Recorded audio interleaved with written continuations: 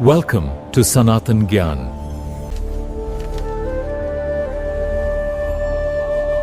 The deep dive में आपका स्वागत है।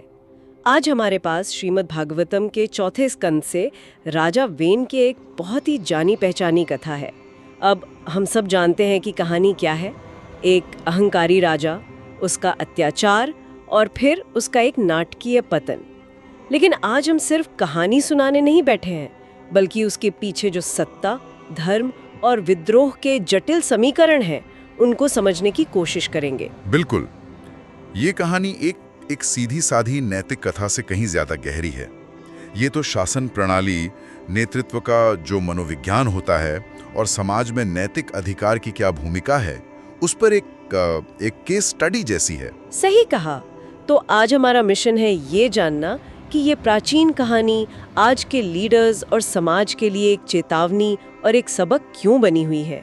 चलिए इस कहानी के अलग अलग पहलुओं पर गहरी नजर डालते हैं।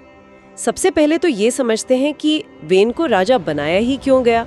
उसके पिता राजा अंग, वो तो एक बहुत ही धर्मी राजा थे। राजा अंग बहुत नेक थे, लेकिन वो अपने बेटे वेन के क्रूर स्वभाव से इतने दुखी और निराश हो गए कि सब कुछ छोड़कर जंगल चले गए। और उनके जाने से सिंहासन खाली हो गया और राज्य में मतलब अराजकता फैल गई। श्रीमद् भागवतम में इसका वर्णन बहुत स्पष्ट है। बिना राजा के समाज में मात्स्य न्याय, यानी मछली का कानून। हाँ, कि बड़ी मछली छोटी मछली को खा जाती है। चोर डाकुओं का राज हो गया था और आम नागरिक एक तरह से जानवरों की तरह असुरक्षित जीवन जी रहे थे। अच्छा, एक मिनट, यहाँ पर एक बात है जो मुझे हमेशा से थोड़ी अजीब लगती है। कौन सी? ये जो ऋषियों का फैसला था, मतलब भृगु जैसे महान ऋषि जो त्रिकालदर्शी माने जाते हैं, वे जानते थे कि वैन दुष्ट है, क्रूर है, फिर भी उन्होंने उसे ही राजा बना दिया। ये तो जानबूझकर आग से खेलने जैसा नहीं हो गया? ये उस समय की एक बहुत बड़ी राजनीतिक और नैतिक दुविधा को दिखाता है। इसे हम एक तरह से हॉब्सियन डिलेमा भी कह सकते हैं। मतलब एक तरफ एक शक्तिशाली क्रूर शासक का डर है और दूसरी तरफ पूरी अराजकता। हाँ, सबका सबके खिलाफ एक अंतहीन युद्ध। तो ऋषियों ने एक ज्ञात बुराई को एक अज्ञात और अनियंत्रित अराजकता से बेहतर समझा। उनका दाव शायद ये था कि वे अपनी बुद्धि और प्रभाव से विन को नियंत्रित कर लेंगे। उन्होंने सोचा कि कोई भी शासन न होने से बेहतर है। बिल्कुल। एक ऐसा दाव जो बुरी तरह गलत साबित हुआ। तो वेन के राजा बनते ही क्या हुआ? शुरुआत में तो शायद सब ठीक लगा होगा। हाँ, कुछ समय के लिए तो ऐसा ही लगा। वेन के क्रूर स्वभाव और उसके कठोर दंड के डर से सारे चोर और अपराधी सब छिप गए, सब भूमिगत हो गए। राज्य में एक तरह की बाहरी शांति स्थापित हो गई। लगा कि ऋषियों का फैसला सही था। लेकिन ये शांति बहुत खोखली थी, बहुत ज्यादा स्तर पर किया गया। ये एक बहुत महत्वपूर्ण बिंदु है। वेन के पास सिर्फ आप कहिए राजनीतिक शक्ति नहीं थी, उसे अष्ट सिद्धियां भी प्राप्त थी। अच्छा। ये अलौकिक या यौगिक शक्तियां होती हैं, जैसे अणिमा यानी अपने शरीर को अणु जितना छोटा बना लेना। महिमा मतलब उसे पर्वत जितना विशाल कर लेना। प्राकाम्य यानी कोई भी इच्छा तुरंत पूरी कर लेना। बिल्कुल। अब आप सोचिए, जब किसी इंसान के पास ऐसी दैवीय शक्तियां आ जाएं, तो उसका विनम्र बने रहना लगभग असंभव हो जाता है। अच्छा, तो इसका मतलब ये हुआ कि उसकी शक्ति ने उसे ये विश्वास दिला दिया कि वो साधारण नश्वर नियमों और नैतिकता से परे है। वो खुद को एक तरह का सुपरमैन समझने लगा था। बिल्कुल, यही अहंकार उसके पतन का कारण बना। वो खुद को पृथ्वी पर सबसे महान मानने लगा। वो अपने रथ पर ऐसे घूमता था जैसे कोई अनियंत्रित हाथी हो और बड़े बड़े महात्माओं और ऋषियों का अपमान करता था। और फिर उसने वो कदम उठाया जिसने सारी हदें पार कर दी। उसने ढोल नगाड़े बजवाकर पूरे राज्य में घोषणा करवा दी कि आज से कोई यज्ञ, कोई दान या कोई भी धार्मिक अनुष्ठान नहीं होगा। ये तो सिर्फ अहंकार नहीं था, ये तो उस समय के पूरे सामाजिक और आध्यात्मिक ढांचे पर सीधा हमला था। हाँ, वो धर्म की नींव को ही खत्म कर देना चाहता था। ये एक वैचारिक हमला था।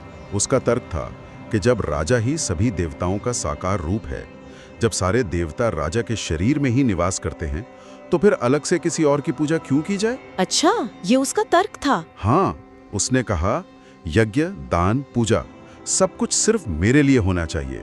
मैं ही यज्ञ पुरुष हूँ। ये वैदिक विचारधारा के बिल्कुल विपरीत था, जहां राजा को धर्म का रक्षक माना जाता था। ईश्वर का प्रतिनिधि। हाँ, ईश्वर का प्रतिनिधि, स्वयं ईश्वर नहीं। ये सुनकर तो ऋषियों के पैरों तले जमीन खिसक गई होगी। वे तो एक दोहरी मुसीबत में फंस गए। एक तरफ चोर डाकुओं की अराजकता थी जिसे वेन ने खत्म किया, और दूसरी तरफ अब खुद राजा ही पूरी सभ्यता के लिए खतरा बन गया था। ये तो उस कहावत जैसा है कि लकड़ी के दोनों सिरों पर आग लगी हो और बीच में चींटियां फंसी हों। और उन्होंने खुद को इस स्थिति के लिए जिम्मेदार माना, क्योंकि उसे गद्दी पर उन्होंने ही बिठाया था। बिल्कुल। उन्हें लगा कि इससे पहले कि वेन के पापों के भागीदार वो बने, उन्हें उसे समझाने की एक आखिरी कोशिश करनी चाहिए। और फिर वे उससे मिलने गए।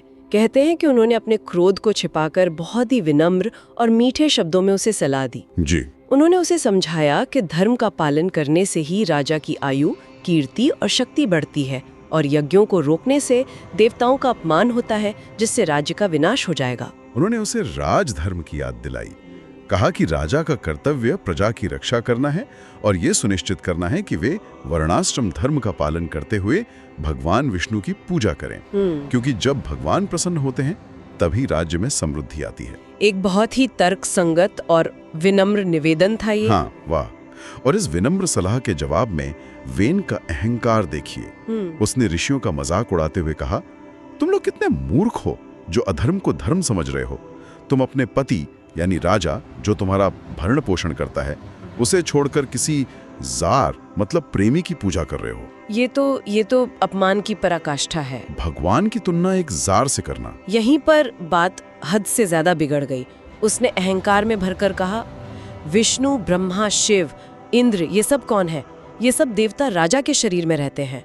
मैं ही सबका स्रोत हूँ, इसलिए तुम सब मेरी पूजा करो। हाँ। और जब उसने सीधे सीधे परम सत्ता को चुनौती दी और खुद को ही भगवान घोषित कर दिया, तो ऋषियों का धैर्य जवाब दे गया। और फिर वो असाधारण घटना घटी। ऋषियों ने उसे सिर्फ अपने हुंकार से मार दिया। यहाँ पे एक सवाल उठता है, क्या हमें इससे शाब्दिक रूप से लेना चाहिए कि उन्होंने सिर्फ एक शक्तिशाली ध्वनि से उसे मार डाला, या यह इस बात का प्रतीक है कि जब समाज का बौद्धिक और नैतिक वर्ग किसी शासक को पूरी तरह से अस्वीकार कर देता है तो उसकी सत्ता और वैधता अपने आप ही खत्म हो जाती है? ये एक बेहतरीन सवाल है और दोनों ही व्याख्याएं संभव हैं। शाब्दिक स्तर पर ये उन महान ऋषियों की योगिक और आध्यात्मिक शक्ति को दर्शाता है, जिसे मंत्र शक्ति या वाक सिद्धि कहते हैं। लेकिन इसका प्रतीकात्मक अर्थ वो ज्यादा गहरा है। कैसे? एक राजा का असली अधिकार शस्त्रों से नहीं, बल्कि धर्म और प्रजा की स्वीकृति से आता है। जब समाज के सबसे सम्मानित लोग, ऋषि, सामूहिक रूप से ये घोषित कर देते हैं कि यह व्यक्ति अब राजा रहने के लायक नहीं है, तो उसकी सत्ता का आधार ही नष्ट हो जाता है। वो सांकेतिक रूप से उसी क्षण मर जाता है। बिल्कुल। उनका हुंकार उस नैतिक अस्वीकृति का भौतिक प्रकटीकरण था। श्रीमद् भागवतम में भी कहा गया है कि वो भगवान की निंदा करके आध्यात्मिक रूप से तो पहले ही मर चुका था। बिना हथियार के एक राजा को मार डालना, ये दिखाता है कि उस समय नैतिक और आध्यात्मिक अधिकार को भौतिक शक्ति से कितना ऊपर माना जाता था। सही बात है। लेकिन कहानी यहाँ खत्म नहीं होती। वेन की मृत्यु के बाद जो हुआ वो शायद और भी ज्यादा रहस्यमयी और प्रतीकात्मक है। हाँ, क्योंकि वेन तो मर गया, लेकिन राज्य अभी भी अराजकता के खतरे में था और वेन का कोई उत्तराधिकारी भी नहीं था। तब ऋषियों ने वेन के शव के साथ एक और अलौकिक क्रिया की। हाँ, उन्होंने उसकी जांघों का मंथन किया। ये सुनने में बहुत अजीब लगता है। उसकी जांघों का मंथन क्यों किया गया और उससे क्या निकला? उस मंथन से एक बोना, कौवे जैसा काला, चपटी नाक वाला और लाल आंखों वाला व्यक्ति पैदा हुआ। उसे देखकर ऋषियों ने कहा, निषीद, यानी बैठ जाओ, और इसी से उसका नाम निषाद पड़ा। निषाद। ग्रंथ के अनुसार उस निषाद ने वेन के सारे पाप अपने ऊपर ले लिए। वो वेन के पापों का एक साकार रूप था। ये बहुत गहरा प्रतीक है। तो जांघों का ही मंथन क्यों, और उसका रूप इतना विकृत क्यों था? शरीर के अंगों का भी प्रतीकात्मक महत्व होता है। जांघों को अक्सर शरीर के निचले हिस्से यानी निम्न प्रवृत्तियों और पाप कर्मों से जोड़ा जाता है। अच्छा। तो उसकी जांघों से मंथन करके ऋषियों ने उसके अंदर की सारी बुराई, सारे पाप को बाहर निकालकर एक मूर्त रूप दे दिया। और उसका काला रंग, बौनापन, विकृत चेहरा, ये सब वेन के कर्मों की क्रूरता को दर्शा रहा था। ये तो कमाल है। ये लगभग क्या कहते हैं, जेनरेशनल ट्रॉमा या पीढ़ीगत आघात का एक प्राचीन चित्रण लगता है। या फिर ये विचार कि बुराई या पाप कभी हवा में गायब नहीं हो जाता, वो एक रूप ले लेता है जिसे या तो समाज से बाहर करना पड़ता है या फिर उसका सामना करना पड़ता है। आपने बिल्कुल सही पकड़ा, निषाद के वंशज आज भी मौजूद माने जाते हैं, तो जंगलों और पहाड़ों में रहते हैं। ये कथा हमें बताती है कि कर्म का फल कभी नष्ट नहीं होता, वो बस अपना रूप बदल लेता है और किसी न किसी रूप में प्रकट होता ही है। ये कहानी वाकई में बहुत कुछ सोचने पर मजबूर करती है। अगर हम इस पूरी कहानी से कुछ बड़े सार्वभौमिक सबक निकालना चाहें जो आज भी उतने ही प्रासंगिक हैं, तो वो क्या होंगे? सबसे पहला और स्पष्ट सबक तो शासन के आवश्यकता और निरंकुश शक्ति के खतरे के बीच का संतुलन है। समाज को व्यवस्था चाहिए, नहीं तो अराजकता फैलती है, लेकिन जब शासक खुद को व्यवस्था से ऊपर मान लेता है तो वो अराजकता से भी बड़ा खतरा बन जाता है। बिल्कुल सही है, यानी सुरक्षण और स्वतंत्रता के बीच की वो शाश्वत बहस। और दूसरा सबक है समाज में एक स्वतंत्र बौद्धिक और नैतिक वर्ग की भूमिका। ऋषियों ने वैन को राजा बनाया, उसे सलाह दी, और जब वो रास्ते से भटक गया तो उसे हटाया भी। कुछ लगाने वाली एक विवेकपूर्ण आवाज का होना कितना कितना जरूरी है। और जब उस आवाज को दबा दिया जाता है या अनसुना कर दिया जाता है तो वेन जैसी स्थिति पैदा होती है। सही बात है। और तीसरा सबक जो निषाद की कहानी से निकलता है वो कर्म के सिद्धांत के बारे में है। हाँ, कर्म का सिद्धांत अटल है। वेन के पाप एक व्यक्ति के रूप में जन्मे, यह हमें याद दिलाता है कि हमारे कार्यों के परिणाम हमेशा हमारे साथ रहते हैं, चाहे हम उन्हें देख पाएं या नहीं। वे एक विरासत छोड़ जाते हैं, अच्छी या बुरी। इस पूरी चर्चा को समेटते हुए एक आखिरी विचार मेरे मन में आ रहा है। बताइए। वेन का जो मूल तर्क था कि सभी देवता राजा के शरीर में निवास करते हैं, ये विचार अपने आप में पूरी तरह गलत नहीं है। शास्त्रों में राजा को देवताओं का अंश माना गया है। हाँ, लेकिन उसने इस विचार की बहुत ही विकृत व्याख्या की। बिल्कुल। और यहीं पर असली सवाल छिपा है जो ये कहानी हमारे लिए छोड़ जाती है। एक लीडर के लिए इस विचार का सही अर्थ क्या है? क्या इसका मतलब ये है कि उसे प्रजा में मौजूद दैवीय क्षमता को पहचानकर उनकी सेवा करनी चाहिए, या वेन की तरह खुद को पूजा का पात्र समझना चाहिए? इस प्रश्न का उत्तर ही एक धर्मी शासक और एक अत्याचारी के बीच का अंतर तय करता है। इसी गहरे विचार के साथ हम आज की ये चर्चा समाप्त करते हैं। जुड़ने के लिए धन्यवाद।